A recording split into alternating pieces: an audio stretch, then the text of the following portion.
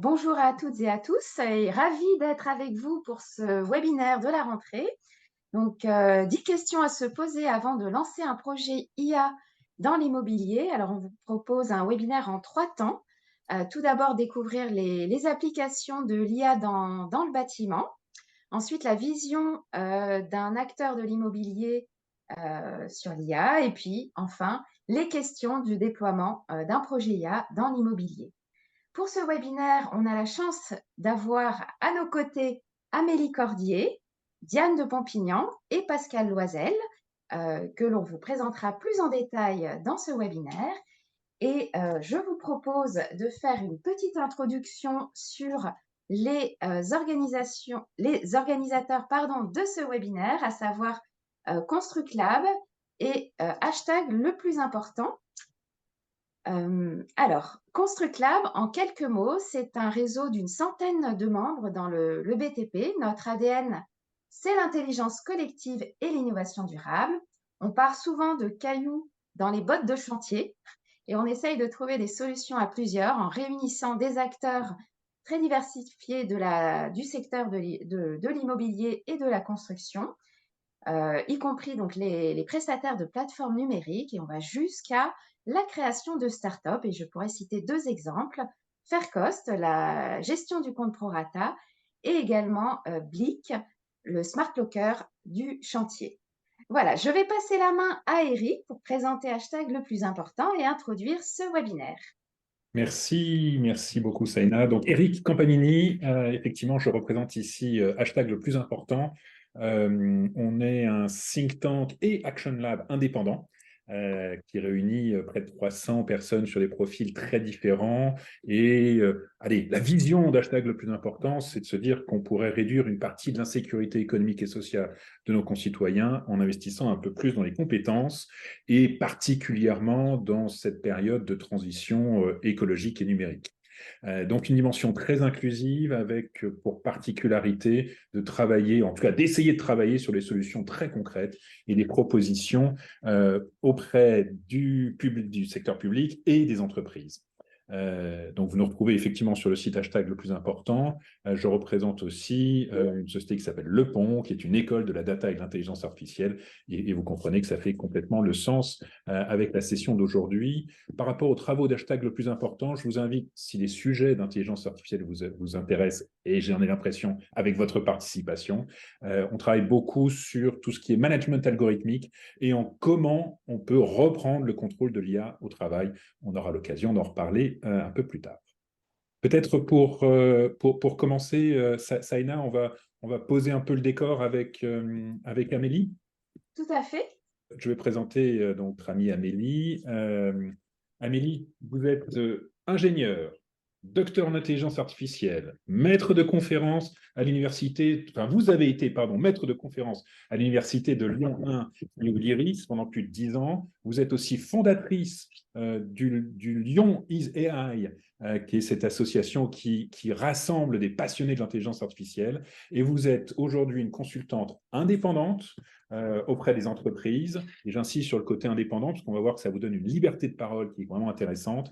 Et donc, vous conseillez les entreprises pour l'adoption d'un IA responsable. Vous êtes aussi, et on s'était dit que je vous avais promis que je n'en parlerai pas, mais vous êtes aussi une grande bricoleuse. Je trouvais intéressant de le souligner parce que vous allez voir au niveau des personnes qui nous ont rejoints, que vous avez une approche très concrète, très opérationnelle, sans langue de bois, de ce qu'on peut faire ou ne pas faire avec l'intelligence artificielle, et notamment dans le secteur du bâtiment, on voit qu'effectivement, ça va être absolument fondamental. Sans plus attendre, ce que je vous propose, c'est qu'on lance effectivement la discussion et le débat, Amélie. Peut-être pour commencer, l'IA, tout le monde en parle, c'est impossible de passer à côté aujourd'hui, mais est-ce que vous pouvez donner de façon simple une définition? Qu'est-ce que c'est que l'IA? Et est-ce qu'il y a un seul type d'IA ou plusieurs types d'IA? Bonjour à tous, merci Eric pour cette introduction. Je devrais rajouter collectionneuse de badges dans ma présentation. L'intelligence artificielle, tout le monde en parle depuis longtemps.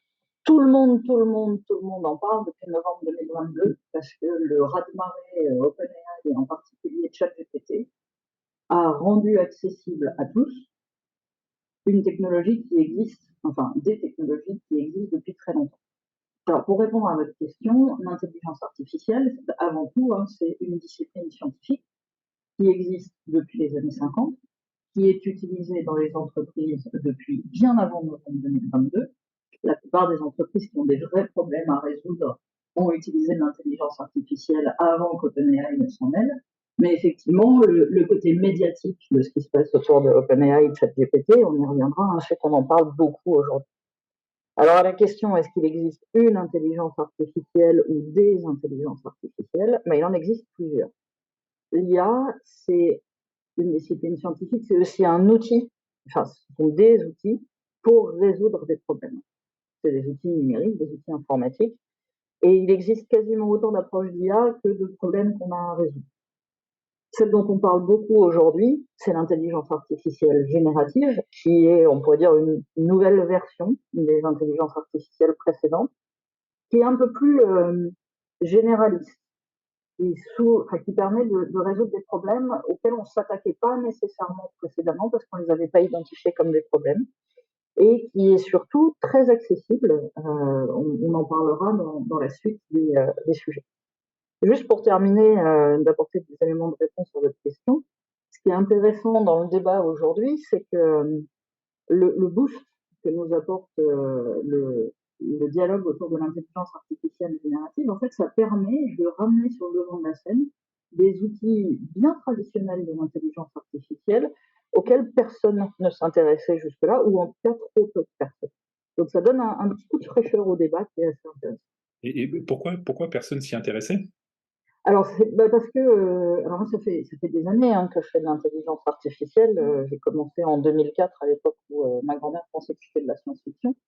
Le, le fait est que quand les spécialistes de l'intelligence artificielle allaient voir des dirigeants d'entreprises, des responsables de DSI ou autres, en leur disant là, il y a un truc, il faudrait peut-être s'y intéresser, les dirigeants étaient relativement frileux en disant oui, on va faire des POC, on va essayer, on va faire des tests, et puis ça sortait rarement de l'étape de POC. Aujourd'hui, l'IA arrive par une autre entrée, qui est l'entrée des collaborateurs, qui utilisent tous ChatGPT, qui découvrent qu'en fait, on peut faire des Ouais, donc trucs. en fait, ça pousse par le grand public et par les collaborateurs, quoi. Exactement, ça ne pousse plus par les process, où on cherche à résoudre des problèmes concrets en allant chercher le bon outil, le bon tournevis, mais ça rentre par les collaborateurs qui disent mais en fait on est en train de passer à côté de quelque chose si on n'essaye pas. Et c'est une pression qui est très intéressante à étudier. D'accord. Et du coup, Amélie, du coup, pour bien synthétiser, les grands types d'IA, si on devait juste les rappeler là comme ça. Alors, si on demande aux scientifiques, il y a deux familles, il y a l'IA symbolique versus l'IA numérique. Dans l'IA symbolique, on apprend aux machines on explique aux machines comment résoudre les problèmes. Donc, on leur donne des règles à suivre, on leur donne des faits, et puis on programme des solutions, des stratégies pour résoudre les problèmes. D'accord, donc ça, c'est l'IA symbolique, c'est ça? L'IA symbolique, d'accord? Un très gros avantage, c'est que c'est parfaitement explicable. On peut expliquer comment le raisonnement se passe. Et puis, l'IA dont on parle beaucoup aujourd'hui, alors qu'on appelle communément l'IA numérique, mais en fait, c'est des statistiques, des réseaux de neurones, ce genre d'objets derrière. On ne va pas rentrer dans les détails techniques pour ne pas faire fuir les participants. Mais là, on apprend à la machine à résoudre des problèmes. C'est-à-dire qu'on lui donne plus les règles à suivre, on lui donne des exemples de problèmes et de résolutions. Par exemple, on lui C'est la montre machine qui. D'accord. ça c'est un pneu ou ça c'est un parpaing.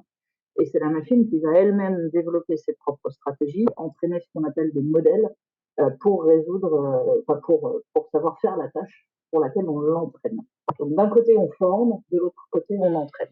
Aujourd'hui, il y a énormément d'applications qui sont basées sur de l'IA numérique ou connexionniste. D'accord. Et est-ce que vous pourriez donner quelques exemples du coup d'applications? Alors, des exemples d'applications, en fait, il y en a des tonnes. Le problème, ça va être de les choisir. Vous en avez dans votre poche, vous avez un téléphone portable, il y a de la reconnaissance faciale, il y a de la prédiction de texte, c'est des applications d'IA. Dans le domaine industriel, il y en a des millions aussi. Les gens qui bossent sur des chaînes de production, par exemple, sont habitués à utiliser l'IA pour faire de la détection de défauts. Mais aujourd'hui, on développe des applications d'IA dans des domaines qu'on ne soupçonnait pas avant. Par exemple, dans le BTP, Il y a beaucoup de gestion documentaire. À une époque, on passait un temps fou à analyser des PDF pour remplir des tableaux Excel, pour faire de la planification de chantier, gestion des risques. Aujourd'hui, il y a des IA qui permettent de lire automatiquement les documents et puis de pré-remplir les tableaux de gestion de projet, de suivi de chantier, donc de gagner un temps fou sur le traitement des documents, sur la classification de ces documents. On a des IA qui sont incarnées aussi dans le BTP ou dans plein de domaines. Par exemple, il y a des robots aujourd'hui qui peuvent faire des relevés de distance, des plans de réseau sur des chantiers en se déplaçant et en déplaçant une caméra et en reconstruisant automatiquement en 3D le plan du chantier. Enfin, on pourrait jouer à un jeu, hein. Donnez-moi un sujet et je suis sûre que je vous trouve une IA qui traite le sujet dont vous me parlez. Où en est justement le secteur du BTP, selon vous, en termes Alors, de maturité par rapport à l'IA? Et j'en profite, hein, on a un espace de questions-réponses, donc vous avez lancé un défi là aux participants de donner des sujets, etc., et que Amélie puisse vous donner les exemples en retour. Mais donc, le secteur du BTP aujourd'hui, en avance, en retard? très hétérogène. C'est difficile de dire. Alors, je dirais pas que le secteur du BTP est précurseur de l'intelligence artificielle, mais il y a des exemples d'applications très intéressants dans vraiment tout le panel d'activités auxquelles s'intéresse le secteur du BTP, de la conception, par exemple avec des startups notamment qui font de l'IA pour faire du design génératif de bâtiments, par exemple, ou pour étudier l'optimisation énergétique des bâtiments, jusqu'à, on en parlait juste avant, hein, la gestion documentaire, faire du contrôle de qualité, de la conformité, de l'analyse de risque. Et, en général, c'est pas les acteurs majeurs du BTP qui sont en avance de phase sur l'IA, mais c'est les startups qui gravitent autour de ces acteurs majeurs et qui sont capables d'apporter des solutions très pragmatiques, très opérationnelles à des problèmes bien spécifiques. Donc ni en avance ni en retard, mais en grande interrogation sur beaucoup de sujets. Oui, et comme vous disiez, en fait, ça touche toute la chaîne de valeur. Ouais. Depuis effectivement la conception jusqu'à la maintenance et la maintenance prédictive, avec ce qu'on voit sur le marché maintenant des jumeaux numériques qui permettent de recréer en fait un bâtiment physique dans l'espace virtuel pour voir comment il se comporte. Il y avait aussi Meta, vous savez donc Facebook là, qui s'est associé avec un fournisseur de béton aux États-Unis, avec une université, pour découvrir des meilleures formules de béton grâce à l'IA et avoir un impact en termes de durabilité et de résistance. Oui. Ça aussi, c'est assez impressionnant en termes d'utilisation et de voir des acteurs comme Meta, donc encore une fois slash Facebook, se positionner sur ce genre d'initiative. Bien sûr. Alors, ce qui est rassurant, c'est qu'il n'y a pas que Meta qui fait ce genre de choses. C'est vrai qu'on n'en a pas parlé, mais sur la production, la génération de nouveaux composants, utiliser la simulation rendue possible par l'intelligence artificielle pour faire de la prédiction, par exemple, sur les capacités, la résistance des matériaux, ce genre de choses, c'est quelque chose qu'on fait beaucoup dans les laboratoires, dans les petites entreprises qui investissent énormément sur l'innovation. Et ce qui est intéressant aujourd'hui, c'est de se rendre compte qu'avec les modèles qui évoluent, qui s'améliorent au fur et à mesure, en fait, il devient de moins en moins coûteux de faire des expérimentations. Et ça ouvre une opportunité intéressante, c'est-à-dire que par le passé, quand on voulait tester par exemple un nouveau ciment, ça coûtait très très cher en expérimentation physique. Aujourd'hui, n'importe qui ayant une idée et un petit peu de sens pratique peut faire des tests en simulation à moindre coût, et donc c'est un peu le test de je lance les pattes au mur et je regarde ce qui colle. C'est exactement la même idée, c'est-à-dire qu'on peut lancer 15 projets au mur, parce que si les projets durent une journée chacun, c'est pas grave, en fait, on n'a pas perdu beaucoup d'argent à faire des essais. Par contre, s'il y en a un qui fonctionne, on va pouvoir engager ensuite sur un processus de R&D puis d'innovation efficace.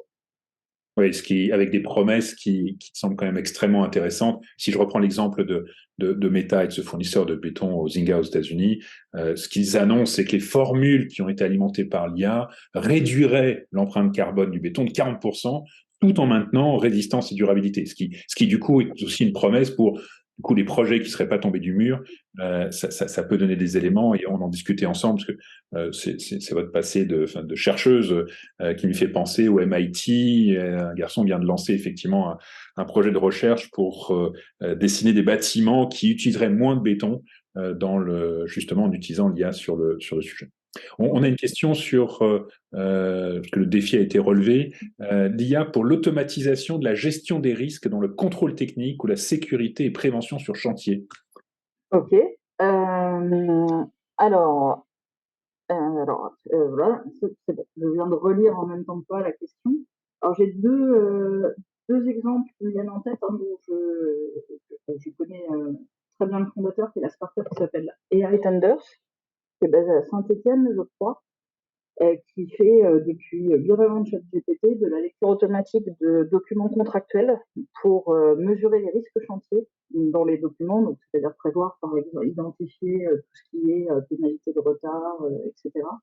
Et aider les gestionnaires de projet à identifier on va dire les points noirs des chantiers, les points à risque, et donc leur permettre de mieux les gérer, d'éviter les retards, etc.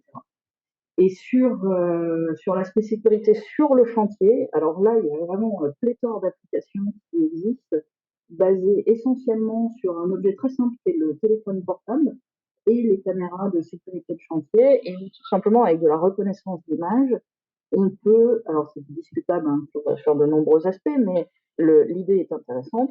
On peut analyser si les employés portent leurs EPI, leurs équipements de protection, casques, gants, gilets, etc. On peut les alerter, les sensibiliser. On peut, alors il y a des applications super intéressantes de supervision, de déplacement des véhicules sur le chantier pour éviter les croisements avec les humains, éviter d'écraser bêtement des gens. Il y a des applications, en fait, il y en a à peu près autant qu'on peut imaginer. Et il y a déjà des choses qui fonctionnent aujourd'hui, qui sont mises en production. C'est chez Bouygues, chez Vinci et sûrement chez plein d'autres. Défi relevé du coup, hein, parce que tu vois, tu avais lancé le défi au groupe et tu y as répondu. N'hésitez pas si vous avez d'autres questions. Ce que je trouve aussi intéressant sur la partie contrôle technique, c'est l'utilisation de toute la partie computer vision pour renforcer la qualité et la maintenance et distinguer, je reste sur mon exemple du béton, les fissures, les rejets calcaires, donc les efflorescences, les trous, donc les bulles, etc., où l'intelligence artificielle reconnaît quasi automatiquement les défauts pour alerter sur le sujet de façon bien évidemment plus rapide, plus industrielle que pourrait faire simplement l'œil humain. Donc là, on voit une transposition de ce qu'on a vu dans le domaine de la santé, effectivement dans le domaine du béton, et il y a toute la partie BIM qui naturellement vient accélérer ou pas, on le verra un peu plus tard, l'utilisation de l'IA. S'il n'y a pas d'autres questions, merci d'avoir posé effectivement le débat. On a vu qu'il y a donc deux types d'IA, l'IA est symbolique, l'IA numérique. Les applications sont partout. Donc moi, ce que j'en retiens, Amélie, corrigez-moi si je me trompe, c'est qu'en fait, le sujet, il est plus tellement technologique. La technologie est là. La question, c'est quel usage et comment en assurer le déploiement une fois qu'on a jeté les pattes sur les murs et que certaines tiennent. Comment est-ce qu'on fait d'un petit projet quelque chose de beaucoup plus large. Ce qui nous fait, je crois, une très bonne transition. Et merci encore, Amélie. On reviendra notamment pour parler de votre grand-mère tout à l'heure. C'est l'occasion de basculer sur la vision d'une entreprise de l'immobilier. Une entreprise qui n'est pas de l'immobilier, pardon, mais une entreprise qui est l'entreprise Danone, et une actrice dans le secteur de l'immobilier, donc Diane de Pompignan. En quelques mots, vous êtes Corporate Real Estate Manager, vous pilotez le portefeuille du groupe Danone, c'est pas moins de 55 pays et 750 actifs quand même, avec évidemment différentes modalités de détention, location, propriété, qui se déclinent en bureaux, entrepôts et usines. Vous avez derrière vous plus de 20 ans de conseil dans le secteur et vous avez contribué à la création de l'AI Transparency Institute. Et de fait, vous avez un regard absolument unique et je trouve très intéressant de pouvoir partager avec les personnes qui sont là votre vision sur le sujet. Qu'en est-il sur le terrain, concrètement parce que là, on a vu la vision un peu, j'allais dire théorique, pardon Amélie, mais très appliquée, certes. On a posé le débat d'un point de vue académique, mais en tant qu'entreprise, quel est votre regard sur ce sujet? Bonjour à tous, merci pour cette question. Je vais juste commencer par dire que je ne parle pas au nom de l'entreprise Danone, mais bien en mon nom, puisque vous venez de dire, il y a différentes expériences dans mon parcours, et c'est, je veux dire, plutôt à titre personnel que je m'exprime. Pour faire une transition avec Amélie et rester un tantine dans le domaine académique, je citerai Luc Ria qui dit que il n'y a pas d'intelligence artificielle au sens créatif, parce que ce qu'on peut créer quand on est un homme, l'intelligence artificielle peut pas le faire, en tout cas pas à date. Bon, une fois qu'on a dit ça, il y a beaucoup de cas d'usage dans l'immobilier, Amélie en a parlé, surtout fondés sur le machine learning. Mais globalement, vraiment, tous les métiers de l'immobilier s'y essaient. Donc, il y a 3 métiers dans l'immobilier, le milieu, et ce sont ces 3 métiers qui sont représentés dans une direction immobilière telle que celle de Danone. Donc, il y a l'asset management, donc c'est le pilotage de l'ensemble des actifs. Il va y avoir aussi le property management, donc ça va être la relation avec les sous-locataires, la relation avec les bailleurs en tant que bailleurs, et le facility management, c'est-à-dire tout ce qui est service aux occupants et maintenance. Sur ces 3 métiers, il y a la plupart du temps, on a des usages que je qualifierais de ponctuels. Amélie parlait tout à l'heure d'application, c'est ça, c'est quelque chose qui vient s'adjoindre à un métier, à un outil métier qui couvre l'ensemble de la chaîne. On a une fonctionnalité qui permet de optimiser tel ou tel sujet. Et les maturités des différentes entreprises, elles sont bien évidemment très différentes, et elles sont d'autant plus différentes que on est plus ou moins proche de l'immobilier. Je pense que les membres du Construct Lab, tout autant, sont tous des professionnels de l'immobilier. Donc Danone fait partie de ce qu'on appelle les non professionnels de l'immobilier, c'est-à-dire des entreprises qui ont un patrimoine important. Mais c'est pas leur job de faire de l'immobilier dans tous les jours, c'est juste une gestion, et on s'appuie beaucoup sur les professionnels de l'immobilier pour construire, louer, rechercher ou que sais-je. Donc si je prends le point de vue, on va dire, d'une entreprise utilisatrice telle que Danone, en fait, globalement, il y a très peu de patrimoine immobilier qui soit vraiment consolidé. Je connais très peu d'entreprises ou de groupes même pour lesquels on a une vision complètement à 360 de l'ensemble des sites dans le monde. Or, le job de la data, de l'intelligence artificielle, c'est de prendre de la data, de la manger, de l'analyser et de rendre des choses. Donc, si on n'a pas de data consolidée, il y a un moment où ce qu'on peut faire en termes d'intelligence artificielle reste limité, d'où aussi le fait, je pense, reste aujourd'hui sur l'intelligence artificielle, sur du machine learning. Et si on se dit qu'on veut vraiment faire quelque chose à plus grande échelle, en fait, on peut aussi avoir de la bêtise artificielle, puisque garbage in, garbage out. Donc voilà. Et plus concrètement, au-delà de tout ça, au-delà de la consolidation de la donnée, de la cohérence de la donnée, en tant qu'entreprise industrielle, nous avons une problématique particulière qui est celle de la continuité de service. Et moi, et aussi une problématique aussi de l'IA, il est surtout ce qui est fondé sur du machine learning, elle répond à des problèmes types où on va dire qui ont déjà été vus auparavant. Or, nous, par exemple, cet été, on a constaté que certains, on va dire, outils qui étaient fondés de maintenance, qui étaient fondés sur un petit peu d'intelligence artificielle, de machine learning, n'avaient pas anticipé les très grandes températures qu'on a eues, et du coup, on a eu des pertes produits dans certains entrepôts. Donc concrètement, moi, je pense qu'à ce stade, en tout cas, ce type de problématique n'est pas tout à fait réglé dans l'intelligence artificielle. Il y a des choses, mais c'est work in progress. D'accord. Et dans le secteur de l'immobilier, j'évoquais tout à l'heure la partie BIM, donc Building Information Management, cette capacité d'avoir une vraie plateforme. Est-ce que finalement, alors que c'est souvent mis en avant comme étant un socle, est-ce que ça ne devrait pas être une réponse à un déploiement beaucoup plus massif de l'IA par rapport à ce qu'on constate aujourd'hui? Parce qu'en fait, là, normalement, avec le BIM, la donnée est disponible. Ah oui, enfin, c'est complètement alléchant, tout ce qu'on peut faire avec le BIM, avec des possibilités de visualisation, de maintenance, ça, il y a aucun sujet là-dessus. Hem Alléchant, ça veut dire quoi? Ça veut dire que c'est surtout du marketing, c'est ça? Mais qu'en Ah fait, non, enfin, c'est non, enfin, je pense qu'il y a i ça crée de vraies fonctionnalités, enfin, ça crée de vraies fonctionnalités et une vraie vision. oui, Après, ben, c'est compliqué de BIMiser un bâtiment existant, donc c'est plutôt, plus simple sur oui, des bien constructions sûr. nouvelles. Or, aujourd'hui, on est sur quand même une zéro artificialisation nette, donc ce sujet va être un peu plus compliqué dans les années à venir.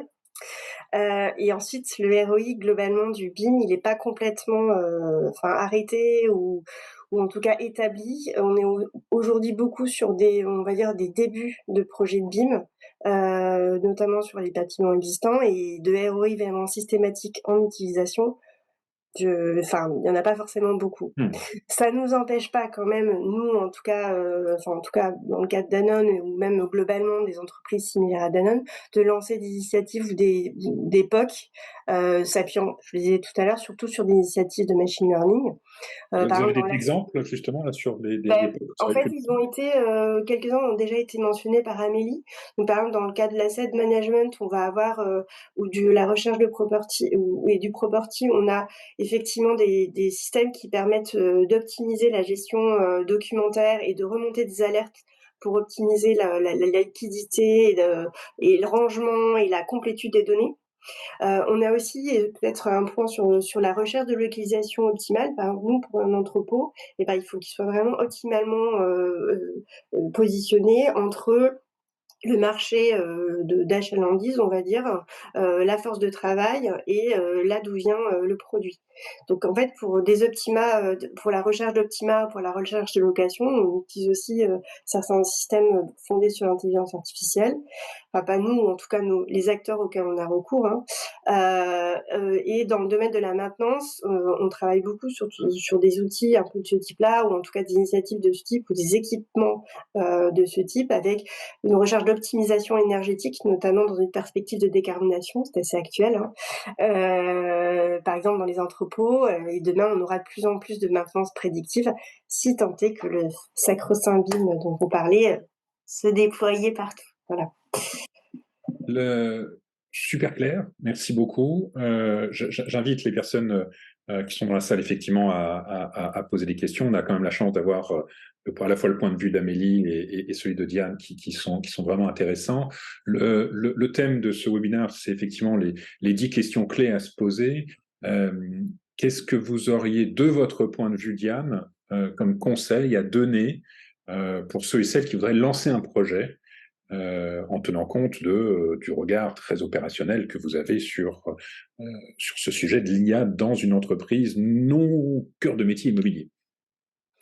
Euh, donc, enfin, on le disait tout à l'heure et Amélie l'a introduit, hein, on est vraiment dans une situation un peu, enfin, un peu paradoxale, où on a beaucoup de buzz, beaucoup d'excitation autour du sujet de l'intelligence artificielle, avec beaucoup d'excitation, de mon point de vue, de la part des fournisseurs qui me parlent d'IA, qui font tout et n'importe quoi dans les outils qu'ils me proposent. Et parfois c'est très bien, hein, mais j'ai un peu du mal à voir la vraie vie dans tout ça.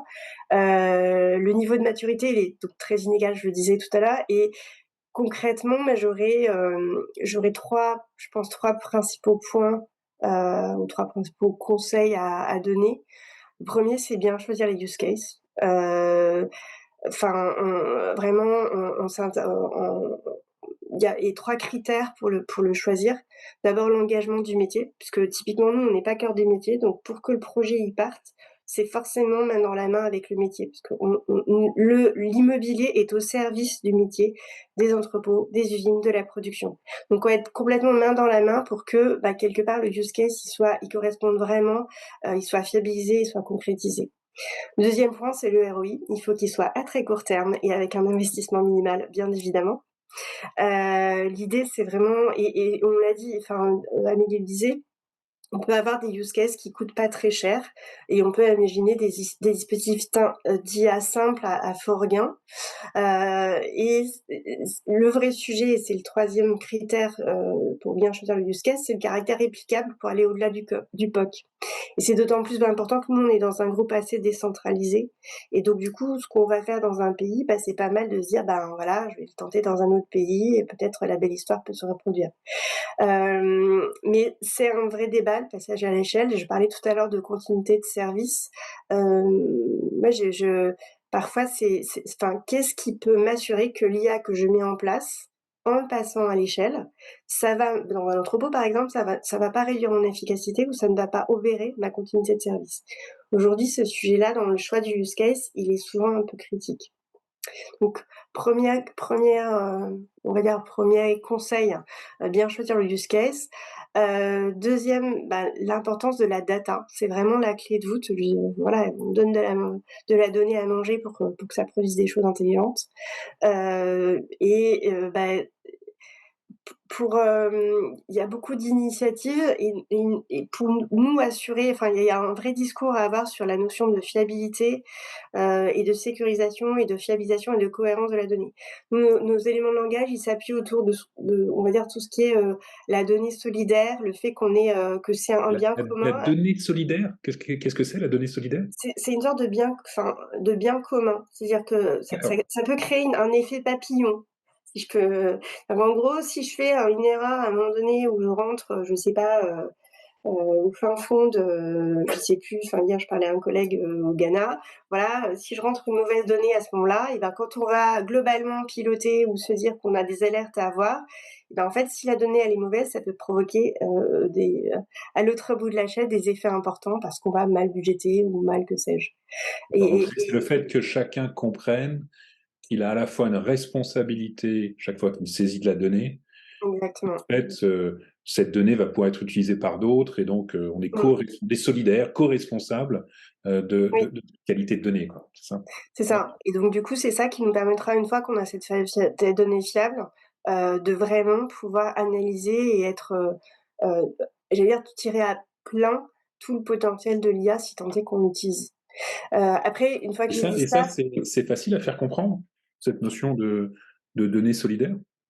Alors, en tout cas, sur mon exemple précis chez Danone, on s'appuie beaucoup sur, on va dire, les objectifs stratégiques et le fait qu'on est sur on est tous sur un chemin commun vers la croissance de l'entreprise. Et donc, du coup, il y a tout le bien commun et One Data for Danone, c'est quelque chose qui a déjà été marketé avant que j'arrive. On donne du sens, Du coup, vous avez voilà. donné du sens Donner du à une sens action à très ce que opérationnelle. et qui est pas complètement hyper glamour à se le dire parce que rentrer de la donnée, voilà, ça peut pas arriver à tout le monde. Mais une fois qu'on Et s'est dit ça, justement, par rapport à ça, pardon, je vous dire, mais par rapport à cette question de la donnée, vous parlez des fournisseurs tout à l'heure, quand on les écoute, à la limite, il suffirait de mettre toutes les données dans un grand entrepôt ou un data lake et juste faire tourner les solutions d'IA parce qu'elles sont capables d'absorber, Amélie, vous me confirmerez, mais elles sont capables d'absorber un très très grand volume de données, de traiter en temps très rapide. Donc à la limite, pardon de l'expression, mais pourquoi s'emmerder à essayer de cibler la donnée et pourquoi pas tout mettre dans un entrepôt et laisser l'IA travailler, quoi. ah oui, ce serait chouette. Sauf que en fait, tout dépend de votre organisation, et c'est peut-être et dans un groupe déconsolidé, c'est le fait de ne serait-ce que de rassembler la donnée dans un seul endroit. C'est assez complexe parce que chaque pays est très décentralisé. Donc déjà de pouvoir rassembler un certain nombre de données dans une base de données qui est un peu fiable, c'est déjà un grand pas. Le deuxième pas qu'on est en train de petit à petit mettre en place, c'est effectivement de rassembler toute la donnée, mais c'est on va dire une problématique organisation non, mais en tout cas c'est quelque chose qui prend du temps pour avoir cette fiabilité et cette exhaustivité et pardon. Et d'autre part, en fait, il faut quand même que l'IA, elle soit un petit peu intelligente parce que voilà, il faut qu'elle puisse comprendre le chinois, toutes les langues du monde, quoi. Et qu'elle puisse ranger tout ce qui va bien dans ce mode-là. Donc je vais parler d'exhaustivité, mais il faut pas non plus, enfin, je crois pas non plus au fantasme de l'exhaustivité. Il y a une sorte de logique 80-20 pour vraiment, cibler les risques, mais sans aller à l'exhaustivité, il faut quand même avoir un minimum de données. Et je parlais tout à l'heure de sujets organisationnels, ce sera sûrement, peut-être mon 3e conseil après, bien choisir les use cases, s'assurer qu'on a quand même les données qui vont bien. 3e point, c'est, en fait, de s'assurer qu'on a l'équipe qui va bien. Comme tout projet, digital, un projet d'IA, en fait, si on n'a pas autour de la table, le même niveau de compréhension, le même niveau de compétences et l'ensemble des compétences nécessaires pour challenger le prestataire en face, on n'aura pas un bon projet ou en tout cas, on aura quelque chose qui ne correspond pas aux besoins ou en tout cas à ce qu'on imaginait être notre besoin ou à ce qu'on aurait souhaité. Nous, notre métier mon métier dans l'immobilier, il a des spécificités. Et c'est vrai que, les autres parties, que ce soit, par exemple, moi, le métier, les gens qui travaillent dans les entrepôts, les vignes, ils ont pas forcément une grande connaissance ou en tout cas, c'est pas leur objectif dans la vie, de s'occuper de leur mobilier, c'est pas leur cœur de métier, à eux. Et aujourd'hui quand on a un projet d'IA, on va impliquer à la fois le métier, mais pas que. On va aussi impliquer au niveau global et local l'IT, les achats, le juridique, les équipes data. Enfin, ça fait beaucoup de monde à rassembler et à aligner. Donc il y a un vrai enjeu d'équipe pluridisciplinaire à rassembler, pour avoir toutes les compétences et avoir un projet qui in fine a un ROI qui va bien. Et peut-être pour conclure, c'est la loi, je ne sais pas si vous connaissez la loi de Conway, mais elle dit en substance que tout système qui est développé par une organisation va l'être à l'image des modes de communication de cette organisation. Donc en fait, quand on parle du machine learning, je pense que c'est très vrai parce que c'est juste ponctuel. Moi, je serais assez curieuse de savoir si dans toutes les IA génératives, est-ce qu'on arrivera à remettre en cause cette loi? Donc ça, j'ai pas de réponse, mais je pose la question, je sais pas. Le débat est lancé, quoi. Le débat est lancé. Ouais. Ok, donc merci pour ces recommandations et vous voyez comment ça se dessinait, les 10 points clés à retenir lorsqu'on veut lancer un projet d'IA. Je trouvais vraiment intéressant cette vision et ce franc-parler en disant, ok, les technologies sont là, on l'a vu, le potentiel, il est absolument énorme. Maintenant, il y a un certain nombre de limites qui viennent se poser par rapport au déploiement de l'IA dans des entreprises que je vais caractériser, de traditionnelles. Et j'aime bien effectivement ces 3 éléments. Donc, choisir les bons use cases, est-ce que j'ai la data ou pas, et il me faut une équipe pluridisciplinaire pour être sûr effectivement d'assurer non seulement la réalisation du pilote, mais plus important encore, son déploiement derrière. Merci beaucoup. Diane, de vous être prêtée à l'exercice, qui n'est pas un exercice simple par rapport à ces sujets. Et je trouve que les exemples étaient vraiment très, très concrets. Merci, effectivement. Et je reprends la main, Eric, si tu veux bien. Donc, on va s'intéresser au déploiement et nous avons la chance d'accueillir aussi Pascal Loisel, qui est directeur des projets digitaux au sein de Socotec. Alors, Socotec, c'est un très grand groupe présent dans 25 pays qui accompagne les entreprises sur la gestion des risques, que ce soit dans le bâtiment, mais également dans d'autres secteurs, sur les infrastructures. Et donc, j'aimerais vous poser une question, Pascal. Est-ce qu'il est facile de déployer un projet IA au sein d'une entreprise? Merci Saïna pour l'introduction. Alors, pour répondre à cette question, déjà, je dirais que souvent, dans les entreprises, sans le savoir, on fait déjà tous un petit peu d'IA, où il y a déjà des projets d'intelligence artificielle qui existent, qui sont déjà déployés à différentes échelles. Et notamment, nous, chez Socotec, on a travaillé déjà depuis un petit moment sur des use cases et des sujets d'IA qui sont à des niveaux de maturité digitale un peu différents, hein. Ça va de projets de recherche avec des laboratoires comme le Commissariat à l'énergie atomique, sur des appels à projets sur lesquels on a travaillé sur la détection de défauts sur des ouvrages d'art qui sont capables, en fait, à partir d'une photo, de pouvoir détecter le type de défaut et de segmenter l'information pour savoir sur quelle partie du pont ou de l'ouvrage se situe le défaut. Donc ça, c'est des sujets de recherche avec des très bons taux d'ailleurs de détection et qui devront à un moment donné ou à un autre être industrialisés. On a d'autres exemples sur l'utilisation, la reconnaissance et la segmentation, par exemple, de sons sur des chantiers. C'est pouvoir à un moment donné aider nos parties prenantes, les collectivités locales, les résidents autour d'un chantier, de comprendre voilà, quel est le type de bruit, est-ce que le chantier crée de la nuisance sonore, et donc il faut savoir détecter effectivement les bons sons. Et puis des choses un peu plus, j'allais dire, prosaïques et qu'on réalise autour de prédictions de chiffre d'affaires ou de sujets comme ça. J'ajouterais juste une chose, c'est que en revanche, donc on fait un peu déjà d'IA. En revanche, on n'a pas lancé aujourd'hui encore de projet sur l'IA générative dont parlait Amélie au tout début, hein, qui est effectivement aujourd'hui un vrai game changer pour la bonne et simple raison qu'aujourd'hui on est capable de s'adresser à l'IA comme vous et moi en lui posant des questions toutes simples et du coup c'est vrai que ça implique plein de sujets sur des courbes de changement, sur l'utilisation par, j'allais dire, n'importe quel collaborateur de l'entreprise, qui fait que aujourd'hui on se pose pas mal de questions sur l'utilisation et le déploiement. Pour répondre à la question de est-ce que c'est facile, je reviendrai aussi sur un deuxième sujet qui est ce que disait Diane. Pour moi, le sujet de la data, il est central. Nous, on a la chance de travailler aujourd'hui chez Socotec dans l'univers de la construction de l'immobilier et des infrastructures. Il s'avère que le premier problème qu'on a pour pouvoir déployer ou mettre en place des sujets d'IA, c'est souvent la structuration de la donnée. C'est-à-dire qu'au-delà de j'en ai beaucoup, en quelle quantité, est-ce qu'elle est centralisée, c'est des vraies questions, mais déjà, est-ce qu'elle est structurée? On parlait du BIM.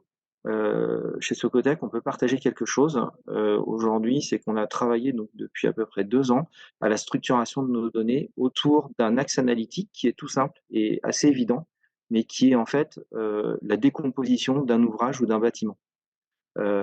C'est idiot, mais toutes nos datas en bonne boîte que nous sommes, on l'a structuré surtout à travers nos clients, qu'est-ce qu'on lui vendait, quel chiffre d'affaires on réalisait.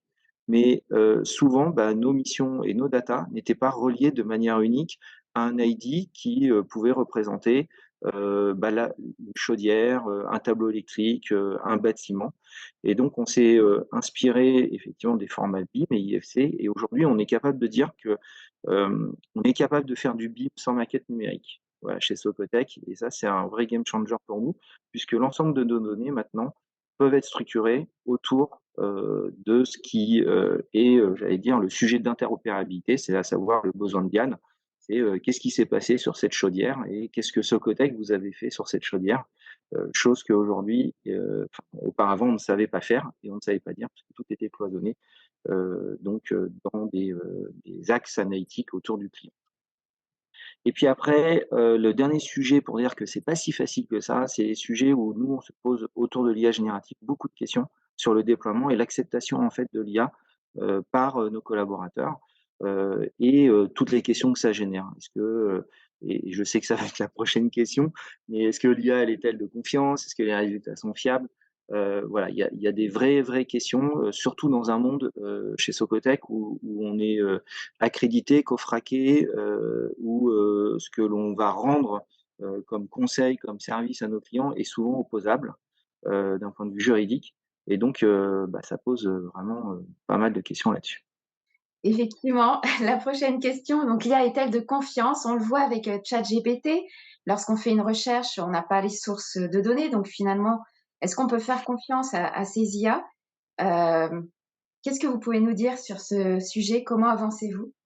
Alors, c'est vrai qu'on a une vraie grosse question autour de la crédibilité et de la confiance qu'on peut avoir et de la fiabilité dans les résultats que nous fournissent une IA, qu'elle soit générative ou non, aujourd'hui. Nous, on a commencé à regarder 4 choses. La première, c'est comment on peut s'assurer que les IA qui sont déjà en fonctionnement chez nous ou qu'on utilise aujourd'hui à travers ChatGPT ou d'autres IA génératives, hein, il n'y a pas que des moteurs conversationnels et textuels.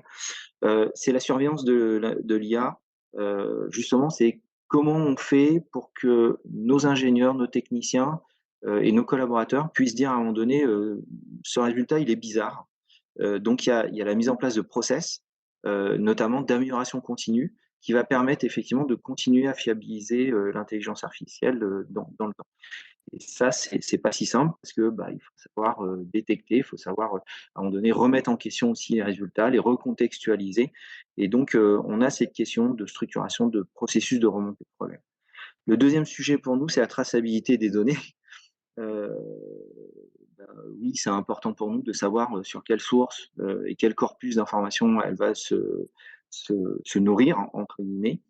Il y a la notion d'explicabilité. On parlait d'IA symbolique tout à l'heure, effectivement, d'IA capable de simuler des raisonnements, des raisonnements humains, voire de rétrocompatibilité de raisonnements humains. C'est-à-dire que si j'ai quelques données, très probablement, je peux prédire qu'il va me manquer ci et ça à l'intérieur. Donc, l'explicabilité et savoir à un moment donné maîtriser à la fois la réponse, mais éventuellement, quand on a la réponse, quelles sont les données qui nous manquent pour pouvoir fiabiliser cette réponse. Donc ça, c'est vraiment des sujets importants pour nous. Et puis le dernier sujet, qui est un sujet aujourd'hui, j'allais dire, plus de culture et de management, autour de la confidentialité des données.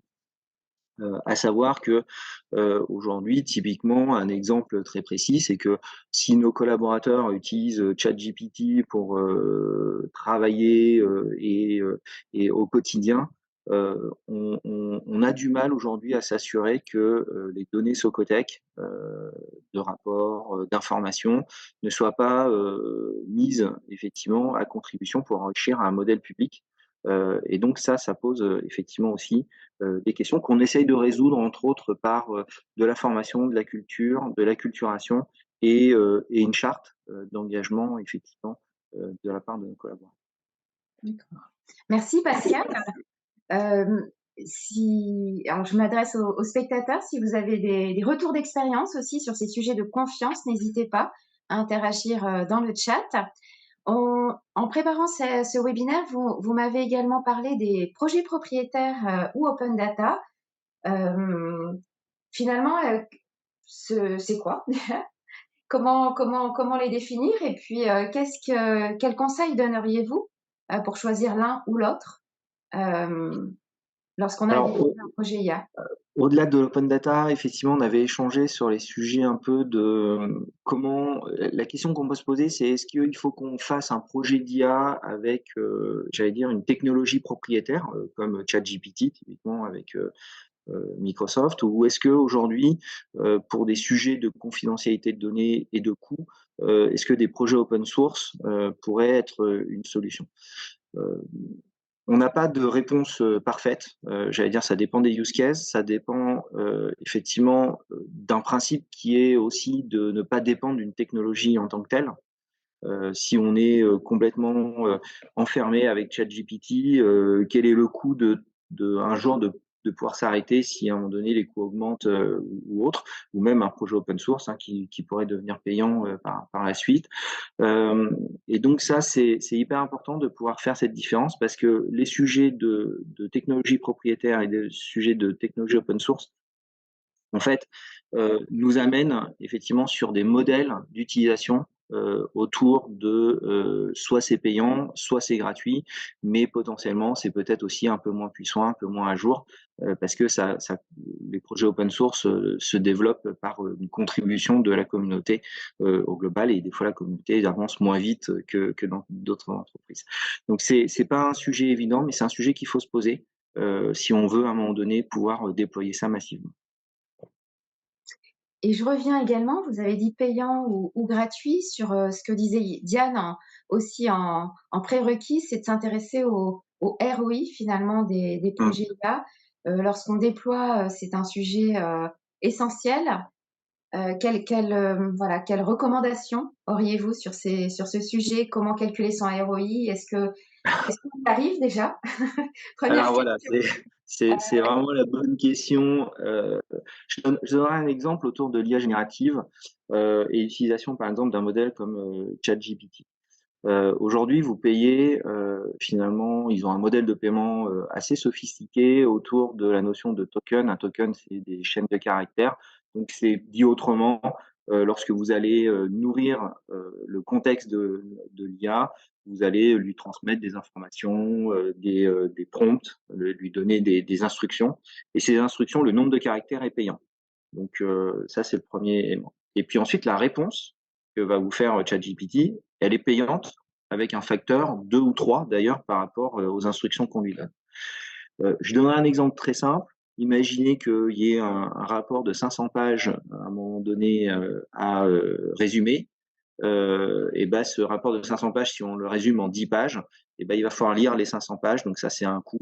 Et il va falloir restituer les 10 pages, ça c'est un autre coût. Et puis imaginez que une fois que ce travail a été fait, les 10 pages, on vous demande de les résumer encore une fois en 5 pages. Et ben, vous allez repayer une deuxième fois et encore une fois pour avoir un one-pager à la sortie. Finalement, vous aurez payé 3 ou 4 fois. Donc en fait, ce que je veux dire par là, c'est que c'est très compliqué aujourd'hui de pouvoir, sur ce type de modèle d'IA, je prends sur l'exemple de l'IA générative par exemple, de pouvoir maîtriser les coûts finalement de déploiement de son IA. Et donc, si on ne maîtrise pas les coûts, c'est compliqué de maîtriser du coup son retour sur investissement de l'autre côté. Néanmoins, voilà, c'est pas, enfin, il faut pas s'arrêter à ça, mais je remets le sujet de est-ce que du coup il faut pas utiliser un modèle open source pour pouvoir s'affranchir de ce modèle payant? Est-ce que pour certains use cases qui sont relativement simples, capés, on pourrait utiliser de l'IA propriétaire et un modèle payant? Mais c'est vrai que il faut réfléchir en fait avant d'industrialiser et de déployer massivement. On risque potentiellement d'avoir à la sortie des mauvaises surprises sur le coût finalement de cette technologie. Finalement compliqué à prévoir parce qu'il y a un facteur humain important, ce qui est étonnant quand on parle de projet IA. On se rend compte finalement que à travers ce que vous dites, que il y a un besoin aussi de formation, de compétences. Est-ce qu'on peut mettre entre les mains de tout le monde un déploiement de projet IA? Et est-ce que finalement les RH n'auraient pas également une action, ou en tout cas ne devraient pas être intégrés dans ces projets IA? Alors c'est un peu effectivement le point central de tout ça, c'est qu'aujourd'hui, je pense sincèrement que, les déploiements d'un projet IA, au-delà des sujets technologiques, au-delà des sujets métiers, des use cases, qui sont entre guillemets «des choses» qu'on arrive à aborder et à cadrer, il y a l'acceptation effectivement, de l'IA, avec des questions, des inquiétudes de collaborateurs face au déclassement, face, au changement, à la disparition de leur métier, à la transformation de leur métier, qu'il faut accompagner. Et il faut l'accompagner, à travers effectivement des projets de change management, d'explicabilité, d'expliquer finalement en quoi ça va pas remettre en question à la fois leur travail, mais peut-être les aider à être plus performants, à améliorer la qualité de leur travail, simplifier aussi des tâches répétitives. Donc il faut trouver aussi les moyens d'accompagner tout ça. Et effectivement, ma conviction profonde, c'est qu'aujourd'hui, bizarrement, c'est pas, enfin, il faut bien sûr qu'il y ait le métier, comme le disait Diane, il faut qu'il y ait la bonne équipe derrière IT et pluridisciplinaire. Et j'ajouterais effectivement une des fonctions centrales de l'entreprise, si on veut pouvoir le déployer massivement, c'est de co-construire ce projet avec les RH, notamment sur ces questions de change management et d'accompagnement de la transformation des organisations. Donc c'est vraiment pour moi un point central. Si je devais conclure effectivement ces différents points. Merci Pascal. Eric a titillé ma curiosité en parlant de la grand-mère d'Amélie. Je vais te repasser la main. Peux-tu nous en dire plus? Ah, mais c'est Amélie qui nous en dire plus. En fait, le point, c'est effectivement en préparant la session, euh, Amélie m'avait fait sourire parce que quand je lui disais, mais finalement, qu'est-ce qui fait, selon vous, qu'est-ce qui explique que l'IA dans le secteur du bâtiment ne se déploie pas plus vite que ça, alors qu'on l'a vu, le potentiel technique est là, la volonté, les use cases sont là. Qu'est-ce qui fait que ça se déploie pas? Et la réponse d'Amélie a été de dire, effectivement, ça me fait penser à ma grand-mère. Donc, Amélie, si vous êtes OK pour partager ça. Oui, oui, je suis toujours OK pour parler de ma grand-mère. Est-ce que le son est un peu meilleur que tout à l'heure, si je parle comme ça? Plus ou moins. Si je vous parle un peu plus fort, ça va être parfait. Je vais essayer. Je suis vraiment désolée, je ne savais pas que mon son était pas terrible. Je parle souvent de ma grand-mère parce que je fais souvent un parallèle entre l'IA et la voiture, et en particulier dans le cas qui nous occupe aujourd'hui, avec le véhicule autonome, la voiture autonome. En fait, les voitures autonomes, elles existent. Quand je dis autonome, hein, c'est niveau 5, c'est-à-dire je m'assieds dedans et je joue aux cartes en attendant d'arriver à Saint-Jean-de-Luz. Elles existent et pour autant, elles ne roulent pas sur nos routes. Et quand on essaye de comprendre pourquoi elles ne roulent pas sur nos routes, on se rend compte que c'est parce que les coûts d'intégration de la voiture autonome dans la société sont encore bien trop élevés. Et pour l'IA, c'est exactement la même chose. Quand je parle de coûts, je ne parle pas seulement d'euros ou de dollars. Je parle des coûts d'intégration d'un point de vue des infrastructures, des coûts d'intégration sociaux, des coûts d'intégration environnementaux. Alors pourquoi je parle de ma grand-mère? C'est parce que j'ai dit à Eric en préparant ce webinaire que aujourd'hui, à choisir, je préfère monter dans une voiture autonome de niveau 5 et lui faire confiance pour m'emmener de Paris à Saint-Jean-de-Luz plutôt que de monter dans une voiture avec ma grand-mère. Enfin, quand elle conduit, j'entends. Et pour autant, aux yeux de la société, ma grand-mère est tout à fait autorisée à conduire et une voiture autonome de niveau 5 n'est pas autorisée à m'emmener à Saint-Jean-de-Luz. Quand on regarde pourquoi, hein, tout a été dit dans ce webinaire. Pour l'IA, c'est exactement la même chose. En fait, les individus sont pas forcément prêts. Pascal le mentionnait tout à l'heure, quand une IA donne un résultat qui potentiellement n'est pas le bon, il faut avoir le recul, l'esprit critique et le réflexe de le questionner. Aujourd'hui, la société n'est pas prête à faire ça et les entreprises ne sont pas prêtes à le faire non plus. Diane et Pascal l'ont mentionné également, quand on déploie un projet d'IA, aujourd'hui c'est très difficile d'en maîtriser les coûts financiers. N'importe qui interroge ChatGPT, je veux dire n'importe qui, n'importe quel employé, aujourd'hui ne sait pas, enfin très rares sont ceux qui savent combien ça coûte véritablement en euros, en empreinte carbone, en gouvernance, quel choix je fais quand j'utilise ChatGPT sur les données que je transmets à cet outil. On n'est pas prêt en fait. Tout simplement, on est capable de faire des prototypes, on est capable de faire des tests, on est capable de faire des expérimentations, mais on n'a pas le recul nécessaire pour en mesurer les conséquences. Et pour la voiture autonome, c'est exactement la même chose. Est-ce que ça vous apporte des éléments, Eric? Ah oui, je trouve moi j'ai adoré le parallèle. Je sais pas comment les personnes qui sont dans la salle réagissent, mais j'ai trouvé que le parallèle était vraiment intéressant parce que c'est vrai qu'il y a à la fois beaucoup de fantasmes d'un côté sur ce que fait l'IA, pas l'IA, et de quelle manière ça va remplacer un certain nombre d'entreprises. On avait coutume de dire jusque-là que on va pas être remplacé par l'IA, mais remplacé par les personnes qui maîtrisent l'IA.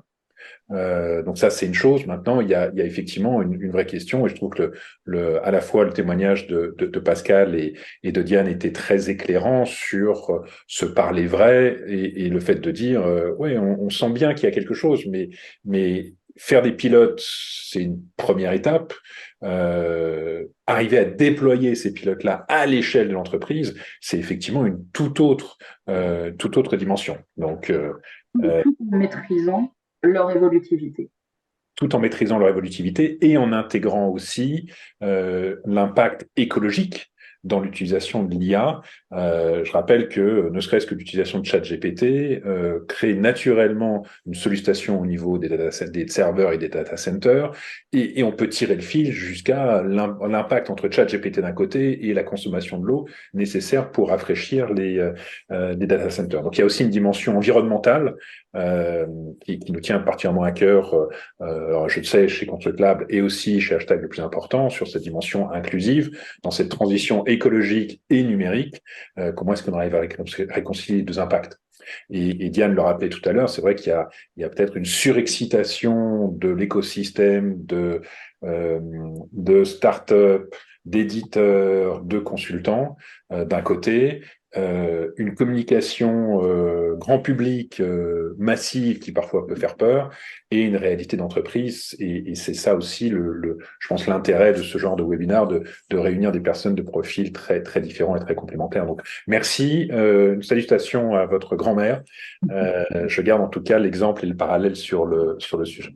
Saïna, peut-être on arrive à la fin ou presque à la fin de ce webinaire. Je ne sais pas s'il y a des questions complémentaires.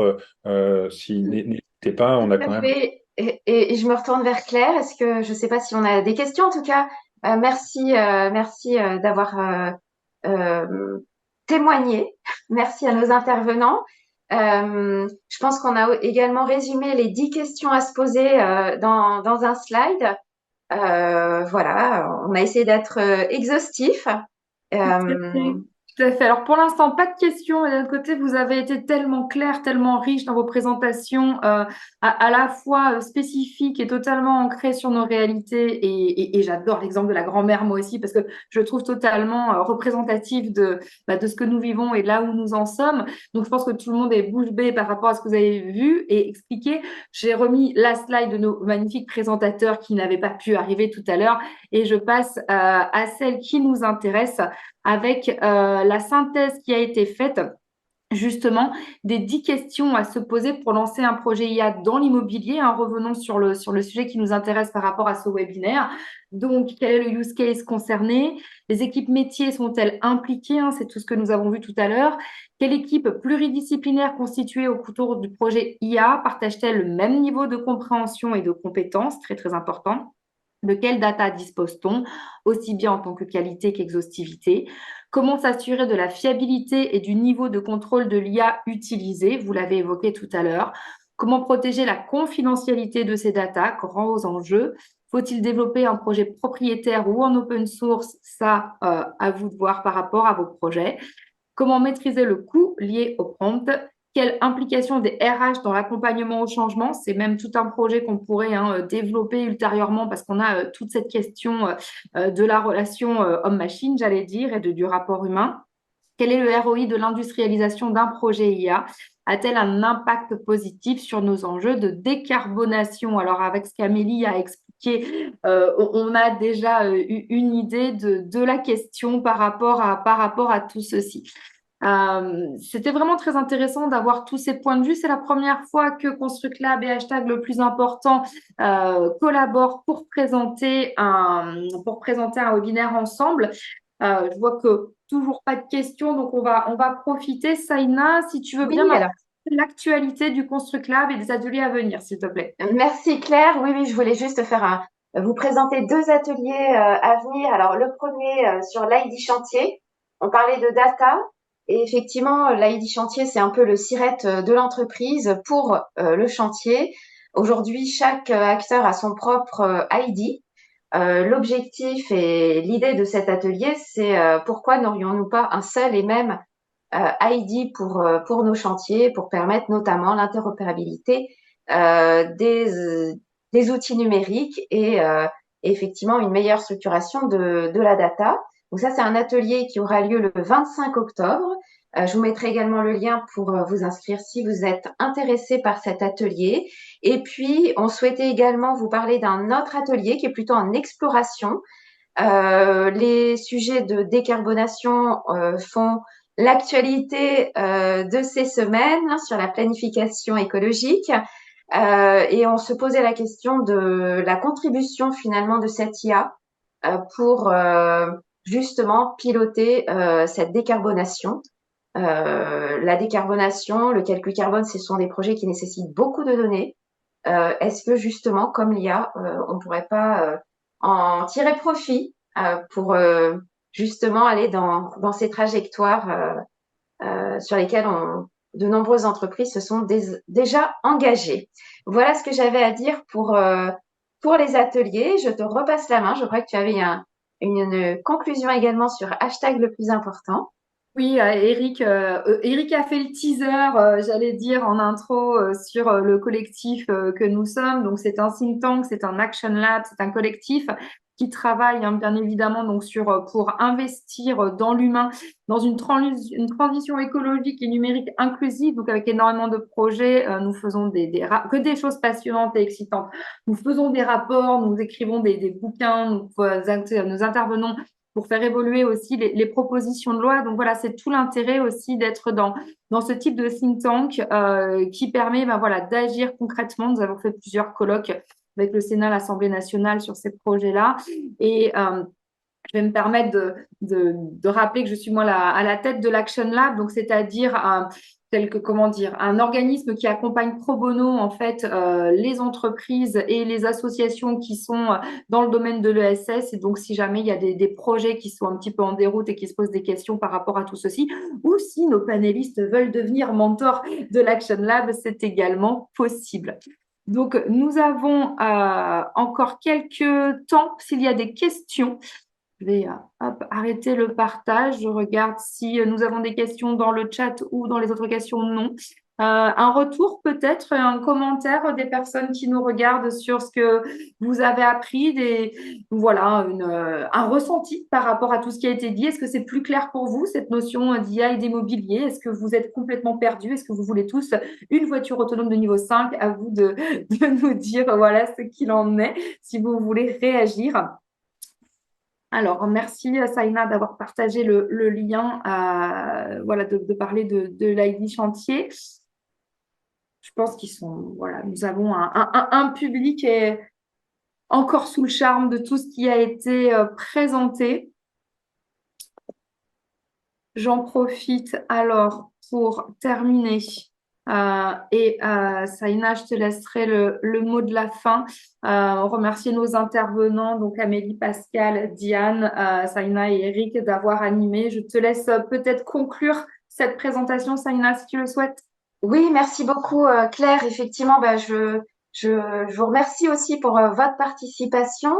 C'est un sujet passionnant qui finalement qui mixe à la fois le collectif, puisqu'on voit l'importance du collectif dans ces projets, l'humain, et donc sûrement d'autres webinaires sur cette thématique à venir. Et puis n'hésitez pas à nous solliciter si vous avez éventuellement d'autres sujets ou vous souhaitez voir d'autres thématiques abordées.